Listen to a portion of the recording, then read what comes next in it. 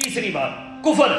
انسان کفری جملہ کوئی کہہ دیتا ہے، جس طرح میں نے پہلے شرک کی بات کی، فرمایا وَمَن يَكْفُرْ بِالْإِيمَانِ فَقَدْ حَبِطَ عَمَلُهُ وَهُوَ فِي الْآخِرَةِ مِنَ الْخَاسِرِينَ. فرمایا کہ جو شخص کفر کا جملہ اختیار کرتا ہے، کفر کی بات کرتا ہے، کفر کے ضابطوں کو اچھا سمجھتا ہے، کفریہ کلمات اس سے، کفریہ عمل نکل جاتا ہے اس سے. معذرت کے ساتھ دیکھیں، ہم لوگ بعض اوقات کھڑے ہوتے ہیں تو ہمارے ساتھ عیسائی آ گیا، کچھ اور آ گیا، تو ہم نے کیا کرنا ہوتا ہے؟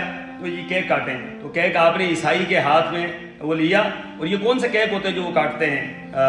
میرے خیال میں ان کی کوئی کرسمس ہوتی. آپ نے کیک کاٹا، تو آپ نے کیا کاٹا؟ آپ نے کبھی سوچا ہے آپ نے یہ کیا کاٹا ہے؟ یہ آپ نے کیک نہیں کاٹا، آپ نے اپنے عقیدے کو ذبح کر دیا. کیونکہ انہوں نے کہا کہ حضرت مریم کے ہاں خدا پیدا ہوا، اس کی خوشی میں ہم آج کیک کاٹ رہے ہیں. آپ کا بھی عقیدہ یہ ہے کہ حضرت مریم کے ہاں خدا پیدا ہوا؟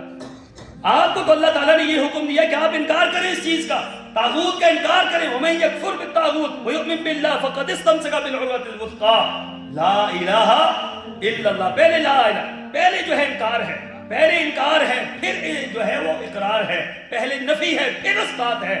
آپ پہلے تو نفی نہیں کر رہے، اثبات آپ کا کیسے کام آ رہے ہیں؟ اس بنا پر یاد رکھیں کہ عقیدے کو منحوظ خاطر رکھیں. کبھی یہ نہ سمجھیں یہ عیسائی ہے، یہ پڑوسی ہے، یہ فلاں ہے، یہ فلاں ہے، ان کو پیچھے رکھیں. کیوں؟ اسلام نے پیچھے رکھا ہے. آپ کا کوئی چیز، آپ کی کوئی بات ان سے نہیں ملتی. فقط اتنی سی بات ہے کہ آپ کے ساتھ رہتے ہیں، بس اتنی بات ہے. اقلیت ہے، اتنی بات ہے. اس سے آگے آپ کا تعلق، آپ اٹھنا بیٹھنا، کھانا پینا، نشست برخاست، دوستی یاری، تعلق، یہ قطعاً ان کے ساتھ نہیں ہے. کیوں؟ اگر آپ ان کے ساتھ رکھیں گے تو اللہ تعالیٰ قرآن میں فرما رہا ہے فقد حبط عملہ، فرمایا ان کے اعمال کیا ہو جائیں گے؟ برباد ہو جائیں گے. تو کفر کے ساتھ تعلق رکھنا یا کفریہ جملہ بولنا، یہ ایک ہی ضمن میں، ایک ہی معنوں میں آتا ہے.